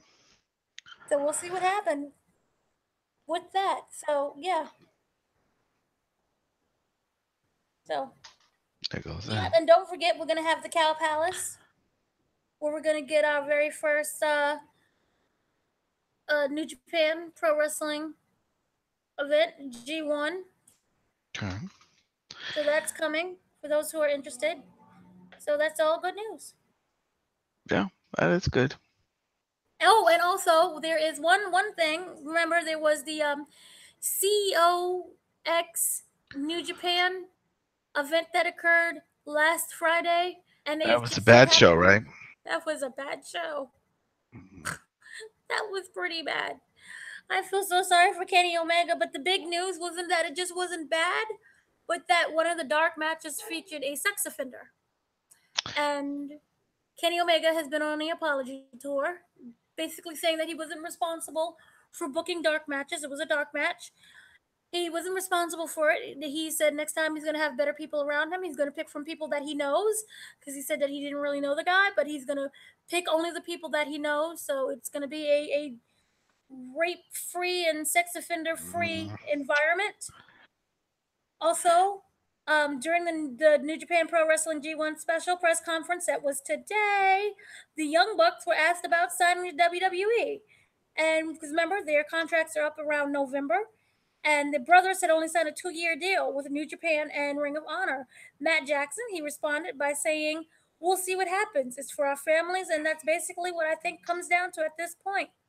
And those who don't know, WWE started following the Young Bucks on Twitter, and they pretended that they don't know. They said the only WWF that they know is the World Wildlife Fund. It's funny with all of this because it was just I don't know. Was it close to a year now? I know it was a while ago, but remember when they showed up and they took the picture with one of the guys that works over in WWE at right Yes. outside the arena, and WWE fired that guy. He lost his job because of that damn picture. But yet you're gonna go and hire these guys or troll them to make it look like you're trying to hire them. I don't know. I just don't see it right now. It just doesn't make sense. Maybe for a big show to do something. I saw some report somewhere, one of the dirt sheets. It's probably just speculation, but they were saying, "Oh well, the plan is that they want to change things up with how they pick up some of these stars, these international stars. So it just gives them like these weird contracts where they come in for certain events to do certain feuds, and then they can go, so they don't have to stay long term." I think maybe that'll help out, which is sort of like how Ring of Honor and New Japan have that weird deal where the guys come over, they do one or two matches here and there. And some guys are under Ring of Honor contracts, some guys are under New Japan contracts, Mm-hmm. and they get a little money from both. So I think WWE is trying to get in on that deal. It's like, hey, we could play that game too. We want to play nice because if you do that deal, then basically what you're doing is you're going back to the way of the territories because that's how it used to be. You go to one territory, you do some shows, and then you're booked to work another territory and another promotion for a few months. You do the rounds. And things have changed now because the internet, the world is smaller. We know where everybody is at any given moment. So somebody leaves one show and it's like, I'm out of here. And it's like, well, we already know where he's going for the next. We see that with Austin Aries. Yeah. Austin Aries doing Impact, and next night he's over doing a pay-per-view title match at Ring of Honor. Same thing with our boy Pentagon Jr. Pentagon Jr. was the champ over there at the Impact. He loses that, but he is still the Lucha Underground champion. So it's all over the place.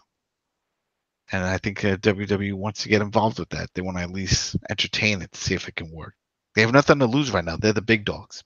They have no competition. So that whole like, oh no, they don't want to play nicer. They're competition. They don't have competition. They're too big. They know it.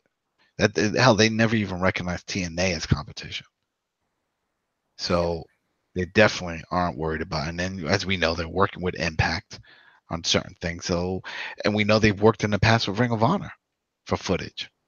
So the behind the scenes, they do have working relationships with these companies. So I could easily say, hey, listen, you got this contract with this guy, or these guys, this tag team, whatever. You can keep them.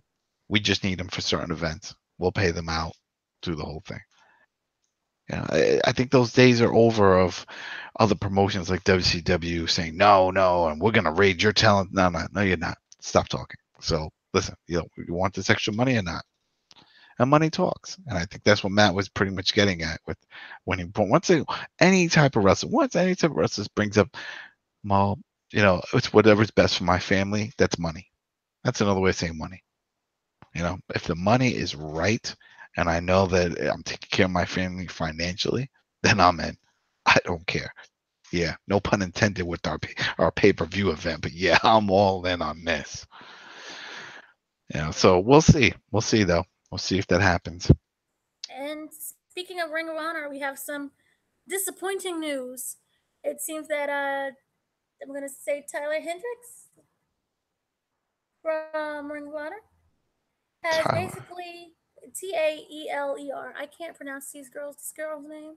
Oh, the girl that is saying Yeah, sexual. She was fired for she was saying that she turning was down fired Jay because Lethal's taken off of sexual TV. advances. Advances.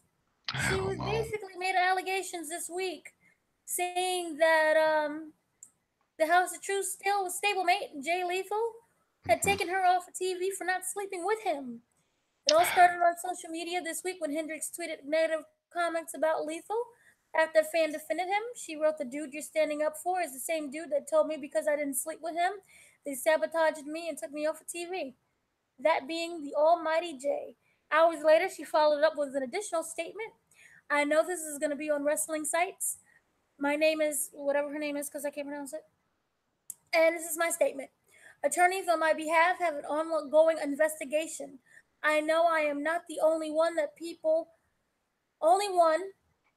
have, oh God, my freaking phone. Sorry.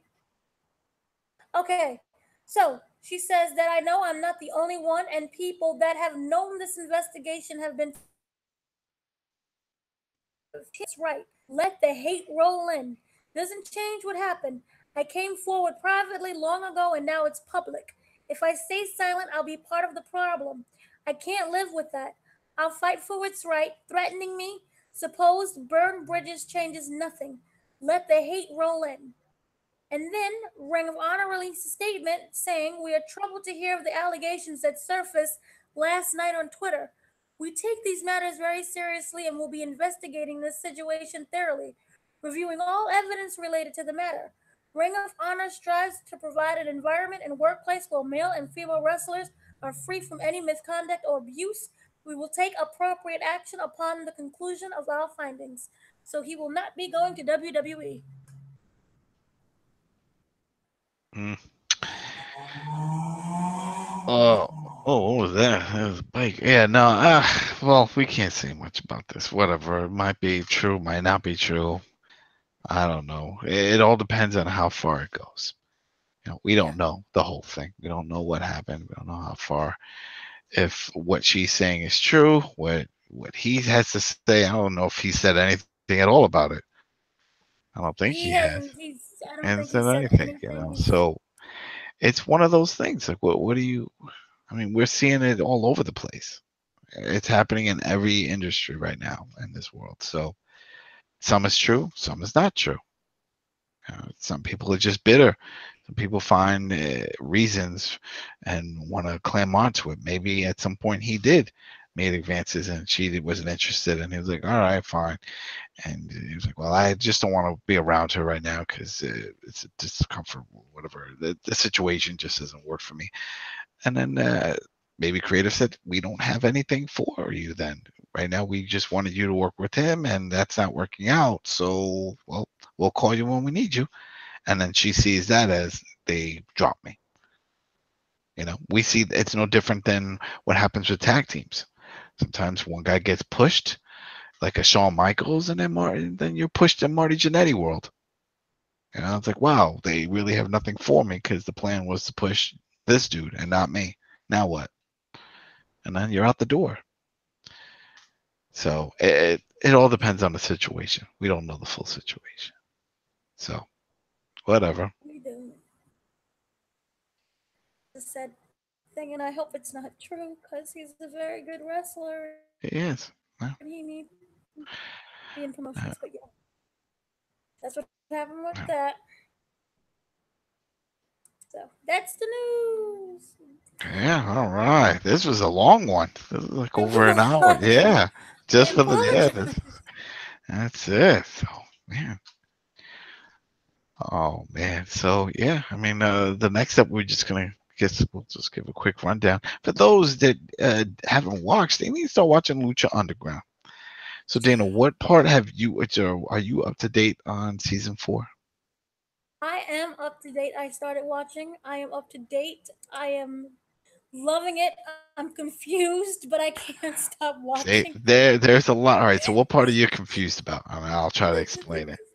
The whole, it's like a mashup of this weird voodoo, and then I remember it started with the candles. All right, the was this Jake Coffin? Evans? No, is it Jake? No, it's not Jake Evans. So there is a No, dude, part of the Global Underground, who changed his name. That the story is that he changed his name to Johnny Mundo. He's like the super fan, but he's part of the group. I remember last season he showed his driver's license. He changed it to say he was Johnny Mundo too. Dresses like him, looks like him, does the whole thing. Anyway, this season they actually gave him a pretty creepy, interesting storyline where he went to, was it Island of Dolls? There is a real yes. island, the Island of Dolls. I think that's what it's called. It's a real island over in Mexico, and there's all these dolls that are hanging up all over the place. People say it's cursed, it was voodoo. Supposedly there was an old man who lived there who went crazy, put all these dolls up. So anyway, in the storyline, he comes down to the ring with this creepy looking doll, and he puts it up in the corner.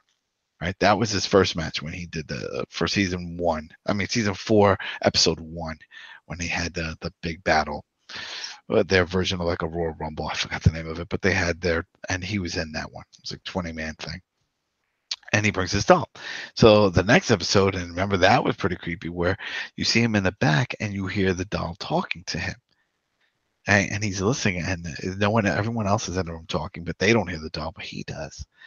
And then they do this one weird cutscene where you see him turn his head, and he has the face of the doll on his face. The creepiest shit. That was so damn creepy. So that's what's going on there. So he's possessed, and he's being possessed by this doll. That is very interesting. And the fact that they can do the special effects is what makes it very special, because it doesn't look cheesy. It looks really fucking creepy. You know, um, what else did we see? Phoenix. Everybody knows Phoenix. If those don't know, he's a great wrestler. He's also the real life brother of Pentagon Jr. So you see a lot of them on shows. They also wrestle on Impact. Anyway, he had a casket match with Mil Muertes, who's awesome, badass guy. That's his name. And he lost. Now, Mil Muertes, I don't want to say a manager or his valet. She is part of two worlds. She's a spirit, right? So she can materialize in human form, but she can't stay long term, which is why she disappears a lot. So she needed the energy from Phoenix to stay 100% in the real world. So she drained the spirit out of him, because she does that, and she drained the spirit out of him while he was in the casket. So it looks like he's dead. Not sure if they killed him off. For those not sure, with the Lucha, they kill people off. They do it all the time. So there goes that. Dario Cuetos, speaking of people that get killed off, who was the owner of Lucha Underground, he got shot like 3 or 4 times. He's dead. He died in the season finale of 3 last year. So his father is now running. That's Antonio Cueto. He's taken over. And so he's making all these crazy matches and doing everything, and he's putting down his son. At the same time, he was pushing his other son, the Monster Matanza, which is like, if you could think of the Goonies, and remember the brother that was all chained up in the basement? That's Matanza. Mm-hmm. He was that guy. He comes out. He's got like his mechanic suit thing. He's big and diesel. It's Jeff Cobb for people on the indies know. Jeff Cobb. He wrestles at Pro Wrestling Gorilla and a bunch of indie shows. Awesome wrestler. Big guy from another Hawaiian. So he's really good. I love him, and it's funny. He has a funny story where he tried out for WWE and he didn't make the cut. There was like 8 guys, and 6 of them got picked, and only 2 didn't. It was him and the other guy, and the other guy didn't make it because he had an injury, and he was like, "That's pretty bad. I can't even make it. This is how I get cut." With the guy who has injury, if that guy didn't have an injury, he probably would have got in. Just would have been me. But anyway, Monster Matanza lost the match few nights ago, and so they did another behind the scenes segment where Antonio says that knows that he can be a god, Matanza, and there's like a spirit or a demon or something that's trying to take over, and he says, "Here, take my son completely, take him, do what you can." And he was all chained up, and he starts screaming and all this stuff, and the chains fall off. And then we see in this past episode on this week, he comes into the ring, and he's performing more like Jeff Cobb. Jeff Cobb is a big man, but he can move. And even Matanza was doing some crazy stuff before. Matanza can do a shooting star press. This is a big diesel man, husky guy doing standing shooting stars. So he was already doing that, but he was really agile. And so I guess that's how they're trying to change it up. So he's not just like walking around like a monster. Now he's going to be doing all this stuff. He just manhandled this dude, So they killed that guy off. That it looks like, because then he disappeared in the ring. You saw that, the light flash and everything, and it was what was it? It was a death match or something. They gave it some name. I can't remember. Death match. Yeah, little death match, and he died. So he's gone. So that was fun. What's his name?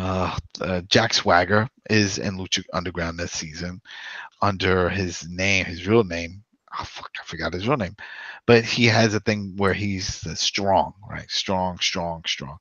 And he does the same We the People, like with the hand over the chest, but he's banging, saying strong. It's catching on, at least at the event, because you see a lot of people just chanting along, screaming strong.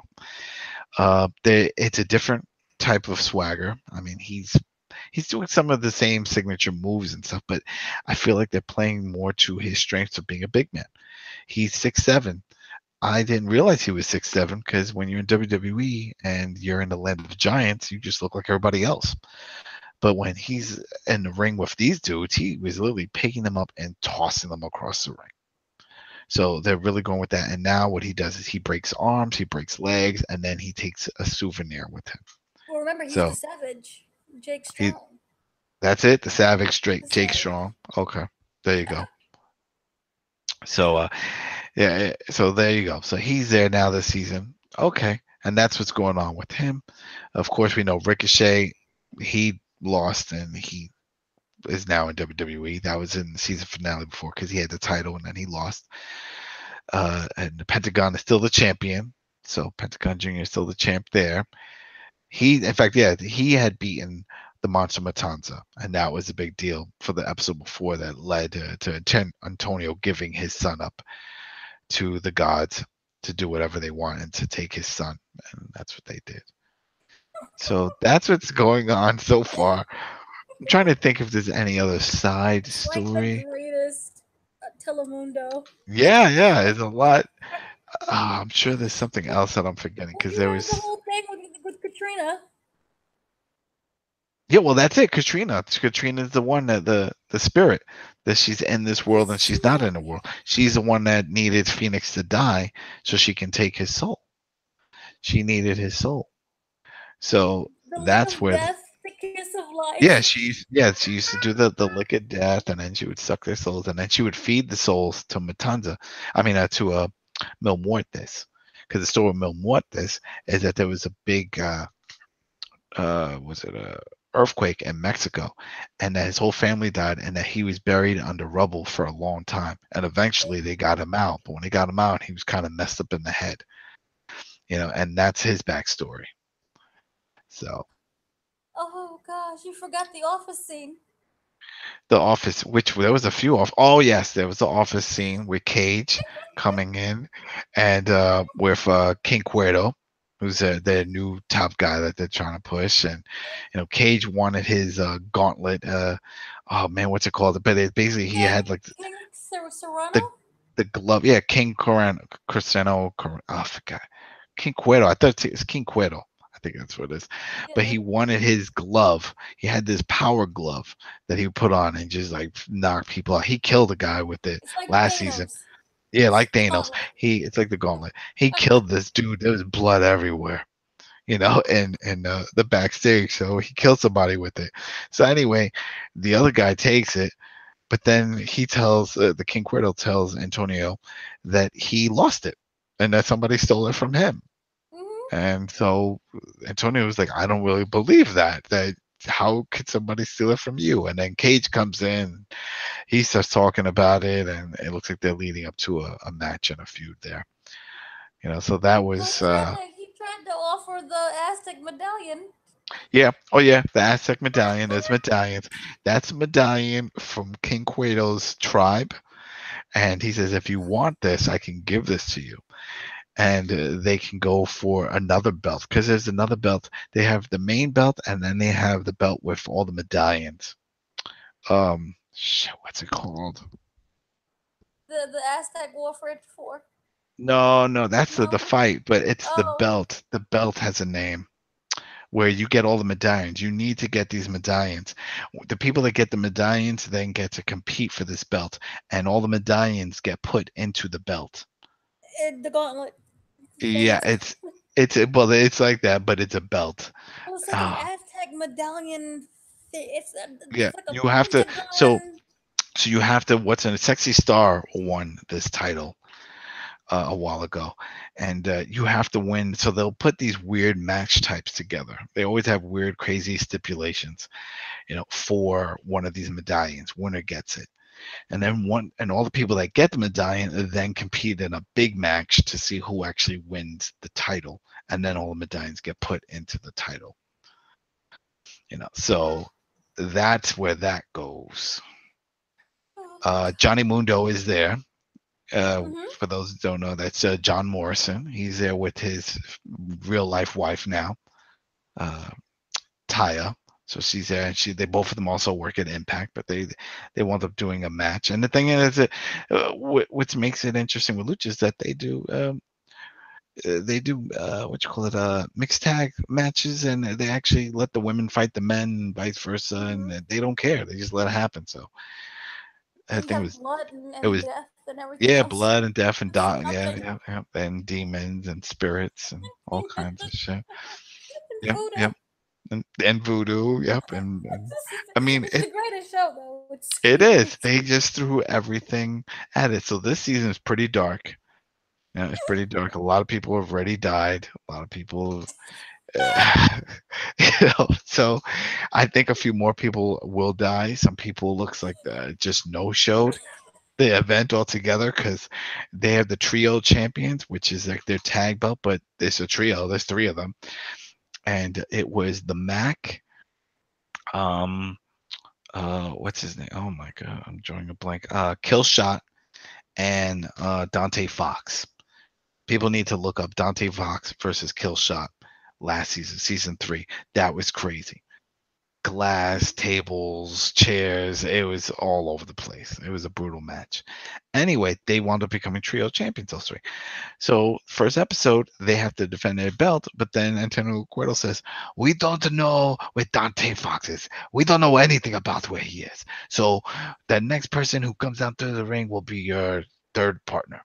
And it's what? Oh man, ugh, come on, ugh, come on. the one with the mask. Oh, From the with the open mask. road. From the open road. I know. Oh man. Ugh, I'm drawing a blank. See, I should have looked it up before I said anything. No, Because I have, uh, we had remember uh, Cobra Moon, no, Daga. uh,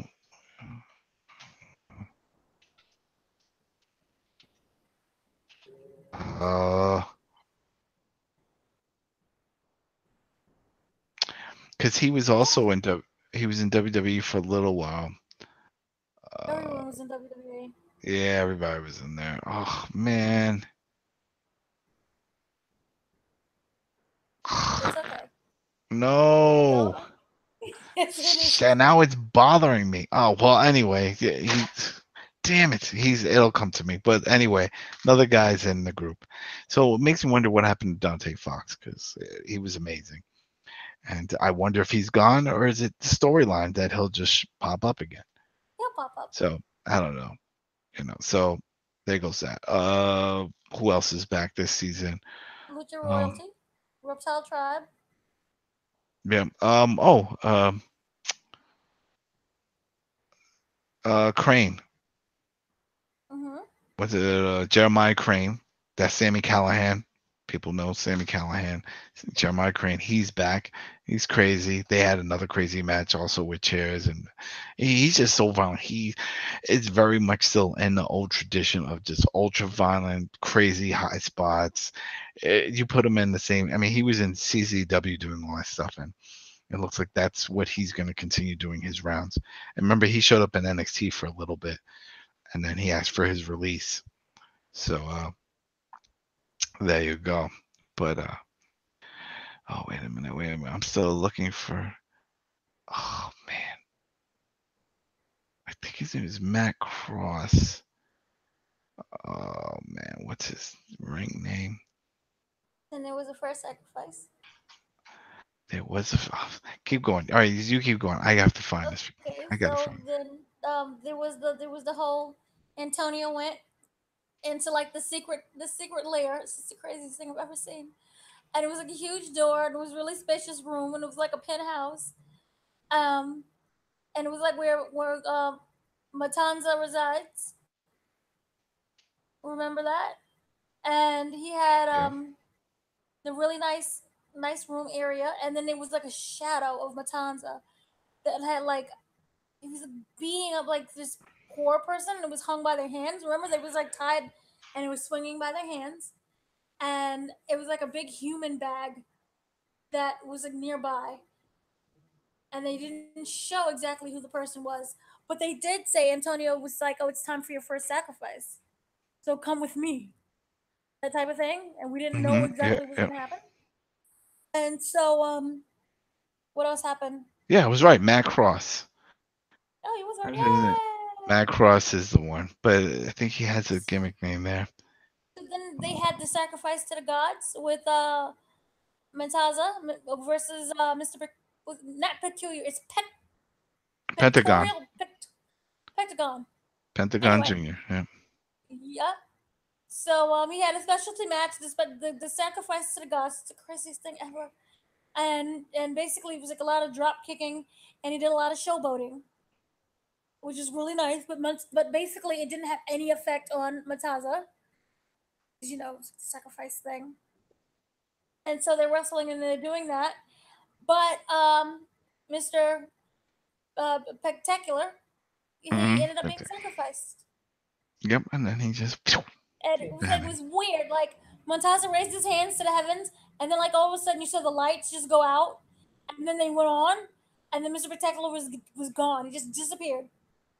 So it gave like the illusion that he was sacrificed to the gods. And then they had out. Remember, it was the believers, and the believers came out, and they were chanting sacrifice. And that's what It they was the did. most weirdest show. I'm telling Yeah, you, it's entertaining. It's only an hour, it's but only an it's hour. so Whole lot happens. entertaining. Yeah, a whole lot happens in just that 1 hour. It just changes everything. So then, remember Max Striker? Remember him? Yeah, he's an announcer. He's in there. He's the announcer, and he was He's an like, announcer with Vampiro, and that's a lot of people don't know because he looks Vampiro. different now. He's older, but Vampiro is also does the color on it. So It it's was a really Matt Striker and Vampiro. So then, remember that they had to find like Antonio's temple. This makes no Mhm. sense. Well, they moved the temple. Yeah, now they're in like this. They left Boyle Heights after the murder of Dario because they were like, who wants to be in a place where so many people died and there's a shooting? So Antonio moved it to Los Angeles. So now This it's is in so a weird. it's a freezer warehouse. So there's a lot of rooms in the back that have those big metal doors because that's where they stored meat and shit. So they do a lot of segments in those meat rooms. And So so that's then pretty cool. it was so weird. It ended up being the gift of the gods Aztec medallion match Hmm. between Guerrero and what is it? What is his name? Cuervo? Yeah, Cuervo? yep. The with King Cuerno, King This Cuerno. is, this is a really great show. It's just when you describe it, it sounds ridiculous. But that was a really good match. It was really good, and Chavo was Chavo. He played that heel part, and he was being all Son of Havoc. simpy and There you go. Son of Havoc. Matt Cross wrestled at his name is Son of Havoc. That's why it threw me off. So Son of yeah, Havoc is now part of the trio. Yes, there you go. Had to yes, get out. yay! So yeah, basically, Chavo and him was just it was a really good fight. It was a really high Yeah, and, flying and fight. that's the thing. And Chavo, he's been part of it since day one. Mhm. He's worked behind the scenes. He's had matches where he had to leave. He had to leave Lucha. He lost the match. He had to leave Lucha, and they sort of explain that how he's back because it's Dario is dead, so Antonio brought him back in, and mainly the reason why he left the last time was because he had to go film Glow. For those who don't know, he's one of the trainers on Glow. He Yep, trains those that's people to teach them right. how to do the wrestling. Same thing with Johnny Mundo. Johnny Mundo was And he was on the show. well, so. Johnny Mundo was on the show, Hmm. which made it amazing. And I wish he would come back because they needed him for more than like what 1 or 2 episodes. I think he was one episode because they're like, oh, where's the trainer? He was too expensive. Oh We had to let him go. no, Don't they worry. just said he Well, fired him. They didn't say they yeah, didn't say he that. said it. He said it when they asked for where he was, and he's like, oh no, we had to let him go. He's too expensive. Don't worry. What's her name? I'll teach you. The chick, the stunt girl. Such a good show. It's You know. ridiculous. So let's jump to that because it's running. We're almost out of time. We got like 15 more minutes. Okay, and you have to go to So bed. there we go. Because then it's 8 in the morning. We've been on for 4 hours. Oh, that is true. So yep, but yeah, Glow. It's weird. I forgot that it was only a half an hour. I thought they were hour It long goes episodes and they go quick. very quick. So for those But who don't know, we were going to talk about just every week we'll just throw in one episode because there's so many sites and stuff, just binging it and saying, all right, we're going to do it. Not everybody has the time to watch, the full thing through. But then again, it's only a half hour now. So I can't even remember the cutoff point between episode 1 and 2. So I'm scared I might spoil something because I just watched like 3 or 4 really quick back to back because they were only half hour long. But so far, I mean, we can give a little bit. I mean, what you can start it off, Dana. You remember okay, so episode one? I do. It was very good. Oh God, I love this show. Oh, so very much. Basically, it starts off as Alison Brie, the actress, who plays this woman named Ruth. She is an actress in the 80s. Well, you Takes know what? place. I think people Okay. know. I think we let's just what happened so far in season 2. Where did it start off? Oh, we're doing season 2. Yeah, because I think people know about season 1. At this point, there's no reason to go back on something like that. I think if I mean, Okay. Well, basically, they kind of get the contract, and they introduce Yolanda, who replaced Cherry, who was basically Junk Chain. Junk Chain ended up getting this movie role, and it was so not you a movie; it can't. was a All TV right, show. It was a that's it. TV show role. Remember? Yes, I So she remember ended it. up getting this TV show role, and she had to leave. Remember, she was like, "Oh, well, can I work both?" And in the TV network studio was like, "No, it's going to be way too confusing to see you as a wrestler on Yeah, one show and to see you as a cop on another show." So she went in, and she's a stunt woman, and they had her playing this cop. The only thing is, she's never really acted before, so she doesn't know what to do.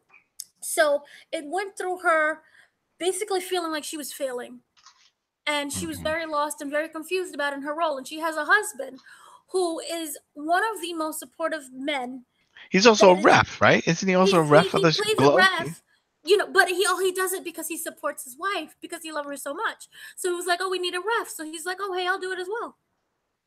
So Hmm it was really nice like that. But anyway, she's struggling on this show, and she's really just doesn't know what to do. And they go through this whole thing where they have to change her hair because she's African American. So white people don't know what to do with that kind of hair. So it's like she permed her hair. She's changing how she looks, all so that she can be a part of this television show. Meanwhile, while that's going on, we get introduced to a new member named Yolanda. Yolanda, um, Break is dancer she's the break dancer. She's Mexican. She's a lesbian. No one really seems to care. and a stripper. That's how Mhm. she met the director at the strip club. He said you have some moves. Mhm. And And so she is not really welcome into the group because they see her as basically a replacement. They see her as someone who, oh, we're all disposable, and who's this random Yolanda chick? But Yolanda ends up kind of bonding a little bit with Ruth, and Ruth mhm. is playing the Russian who is currently escaping my mind, but she's the Russian wrestler Yeah, yeah, yeah. Yolanda the Destroyer, Zoya the Destroyer. Voy of the Destroyer. Yeah. So in that whole thing, we end up getting they're kind of like their dynamic, and they end up helping each other with their own gimmicks because they just don't want her to come in as a replacement. So the thing is that they have like this basically an audition that they have to go through with the rest of the team to see how it all looks when they're doing their shoots, right? hmm The thing is that the show that they fill, even though it's still under construction, they're doing a gym, they're trying to put everything together. Ruth decides to take it upon herself to be a producer of the show, and as producing role, she wants them to be like title sequences, just like any other show. Remember back in the day when we had Raw and how they had all the different sequences and people wrestling and really great music. And remember SmackDown was like just Yep, yep. anyway. So they decide to go shoot in a mall, and they do this really great sequence with. I hate this gimmick with all of my heart and my soul, but remember they had Welfare Queen, who is played by Awesome Kong, also known as Karma, also known hmm as Kai Stevens. So she's in there with all her jewelry and her food stamps that she's paying for everything. And they have all of the women get together, and like they have their own little like vignettes that they're doing inside of the mall. And everyone loves it. The cameraman loves it. The cameraman is named Russell. He kind of has a crush on her. But the thing is that the director, Glenn, kind of feels that by her being a producer and taking things over, he is not being respected, and that his vision is not being respected, and that he feels that other people are better than him because people are gravitating so much Now, towards wasn't his. there was another part? I think that it was the corporate execs were in the arena there when she Yeah, decided to show Glenn what she did, and then that's when they oh we want to see it, let's see it, and so they showed it and they liked it, he and loved he it. took credit. He was like, oh yeah, yeah, yeah, but he got upset because he didn't film it, and this isn't the first time she's done this. Right. So then that's when he gets pissed, and one of the other girls, I remember this part, one of the girls was talking about, hey, at least she's doing something good for us, and this and that. And he's like, you know what? You're fired. Yeah, And I found that surprising he because she finally was, did. yeah, he just fired her on the spot. So So that then, yeah. And then, so remember, they finally offer them their contracts, right? And everyone's really happy and they're signing their contracts. But Debbie, who in the show is played by Liberty Bell, Debbie well, Liberty Bell Egan. that's the wrestler name, yeah, Liberty That's the Bell. wrestling name. Her real name is Betty Gilpin. But Mhm. Liberty is on the soap opera. She knows how contracts work. So she gets her lawyers together to create a new deal where she is a producer. On paper, she's an actual producer. And she ends up renegotiating and they sign anyway, but very reluctantly because, again, this is the 80s. So it's like, oh, you're a woman. What exactly can you do? You have a kid. Why don't you just be a wife? Oh, you can't be a wife because your husband is cheating on you. Go feed your baby. But anyway, she's ended up negotiating a contract and she's now a producer. And this creates even more friction between her and Ruth because Ruth kind of had this vision as well, but now she's being completely dismissed by, as already, um, Sam, and also by Debbie. So that's kind of how it ended. With now she's the producer, but she's not being respected by anyone. But she has that Um, title, and there is the conflict between these two women because remember, Ruth slept with her husband Mark twice. See now, this is what I don't see that part of the story always threw me off, even from the first season when they first revealed that Ruth was the one that was having the affair. Because I'm like, why would you do this if this is supposedly your best friend? And then I still can't see them. I can't see her forgiving her for that. And we're supposed to take the Ruth side after a while, because that's how the story's progressing. I was like, hey, Ruth is a good person. Really? Is she a good person? Because you see how they flip back and forth, because then it's Debbie supposedly being mean later on, or even there, just being mean to her about certain things. And it's like, but man, it's expected. But people, I guess the way the story is going, it's like, no, no, you're supposed to feel for, Ruth. You're supposed to feel for her. She's the good one. So But here's the thing: I never felt that either one was good or bad. I felt like this was something that did happen. I blame Mark. Mark seems to never get the blame here, since he's the one who knows what he's doing, and he's married twice. He yeah, did it. yeah. I mean, he's to blame on that as well. They're both to blame. It's just I think it's more for her only because she was the best friend. I think it'd be different for me if she didn't know her, Right. because then she'd be like, well, I knew he was married, but we still had this interest, blah blah blah. But the fact that she was best friends with this girl before, I guess they got Mhm. married. Yeah. She's always known her. That's a double stab. So it's, you know what I mean? That's like, why? So you've always wanted, to do this. That's what I would think of. But my one issue is that they really didn't establish their closeness beforehand. So that's where, for me, at first came the confusion of you slept with my husband. So I Yeah. think if they would have established that, then I would have kind of felt, sad for Debbie. But it just kind of played out like they wasn't really working. Mark and Debbie just wasn't really working together to begin with. And while it was wrong what Ruth did, I believe that he would have done it to any other woman. Like he would have slept with any other woman. And it just so happened that it was Ruth. Maybe, because if anything, they could have went in another direction where she finds out that, like you said, maybe there could have been other women, or maybe there was another woman, you know, and they don't really go in that direction. So it makes it seem like everything started with Ruth. So then it's like, well, who started this? Who initiated the affair? They never go into that, Right. so we don't know. But that's just one part. I mean, we got the director. He's a cokehead. He's doing everything wrong. He's a typical, I don't care. This is just a job. And There are cracks of when he starts caring though. There are cracks. yeah, yeah, but it's just, I don't know. Uh, we're not supposed to like him, and I feel like they're in a way they're trying to push him in our way of like, well, you can relate to him, right? You can see where he's coming from. Yeah, and in some aspects they can, especially when with him flipping out, it's like, hey, you can't be filming this stuff and doing it. He didn't tell her. I mean, she didn't tell him that she was going to do it, and it doesn't help that there's a big exec there, and the exec sees this and likes it. So that could be that. A lot of people can relate to that. If a boss comes by and let's say a certain project you were working on and you didn't really do much, and somebody else in the team does a large portion of the work, and it's like, wow, okay, well, yeah, I'm getting the credit, but I don't really feel legit because I can't produce this. I didn't do it. It's not my style. It's not my work. And that's what he was going at. It's like, even if he wanted to make a video because they needed one of those promo videos, it definitely wasn't going to play out like that.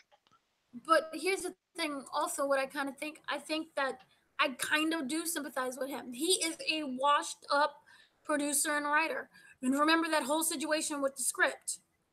And he's been trying desperately to get out there, but nobody seems to pay him any mind or any attention. And And he's got his daughter, so if he could fix things up with her, he you has know, a daughter that he just now found out about, yeah, and that's an yeah, yeah. extra stress as well. How do you imagine if he was like an 18-year-old knocks on your door? Hi, Dad. Oh boy. What you doing, Dad? Can we be besties? I'm your daughter, so we have to have a relationship. Well, we'll talk about that next week. But yeah, that they sort of bring that up too, and that gets answered in that way. But yeah, I think overall, I think it's a fun show. I don't know how I feel about the wrestling of it because I don't think it's so much. A lot of people think that it's like glow. It's not a doc. This is not a docu series, dramatization of a real event. They're using glow, but they're adding their own elements around It's a it. spirit of glow. Yeah, it's like we took a little there's a historical fiction is what they call it. So it's like you take some stuff historically that we know happened, and then we sprinkle all this other BS on top of it. And there's a lot of that other stuff on it. And I don't know, I guess there was more wrestling in the first one from what I've seen so far. But I'm seeing for what it is. It's an entertaining show. And I know some people that are just diehard wrestling fans and they're expecting to see like wrestling in every episode. No. And they're Well, like, I was like, why? You're not gonna see that. well, it was described as the reason how it all came about was that they was looking to make a new female-centric show, and it just so happened that the Yeah. creators was Of watching the Glow documentary. Yeah, it's the same creators of Orange is the New Black. Right. And Mhm. but like before this, they never heard of Glow. They never heard of the promotion. They don't watch wrestling, but they became intrigued by the premise of producing a fictionalized version of it Mhm. because of the 1970s women's liberation movement. Yep. Yeah, So it's that gonna be interesting. Yeah, real quick, it just linked to that because, like you said, they didn't really watch and see it. It didn't have a long run, so it's gonna be interesting to see how long this show goes and where they go from it because it's a time period piece. This is what the 70s, 80s. I think it was yeah, or the like 80s. but During the 80s because of music. So how far does this go? I don't know. the thing is, I think because it's the spirit of Glow, they don't have to have that format where they follow everything to the T. I Yeah. mean, if that was the case, a lot of more, because a lot of underhanded, dirty things happened. Hmm. So I think it's just the spirit of, and that's what makes it, Yeah. more The only person entertaining. they're missing, the only person missing is a big bad voodoo mama. They don't have And that character being portrayed in the series. well, they have I a mean, first lady. They have a they first did they well now that's coming now. in, yeah, That's yeah, it's coming. coming in, yeah, but yeah, overall I think it was all right. It's fun to watch. It's entertaining. People, I'm sure people that listen into wrestling, they're giving it a shot. But And it looks like to me the when they do the wrestling part is way more entertaining than what we see in WWE, especially with the women. yeah, well, the cool thing is that you actually see them doing the wrestling, Hmm. and that's the fun part. You actually see them taking the bumps, doing the backdrops and doing all of that stuff, and the sunset flips. That's them doing. These are actors doing wrestling, so they actually had to get trained. And we talked about earlier with Chavo over there, and I'm sure Awesome Kong is getting involved as well. So Yeah, yeah, it's good. I like it. I like it very much. It's very good. So Yeah. yep, watch it. Yeah. And I think that'll be it because yeah, we're hitting the 1 hour, well, the 1 a.m. mark for those on the East Coast. But yeah, thanks for everybody listening, watching, downloading. Thanks for going to the Koalition, checking out all the great content on the site, and let's all have a great weekend. So, Dina, you have anything else you want to say? Thanks to everybody who's listening and who listens later on. Thanks for putting up with us. There you go. And next week, maybe we'll have Rich back. Who knows? He might be on another U.S. tour to another part of the country. Not sure. And that's about it. So have a good night and a great weekend, everyone. Enjoy, everyone.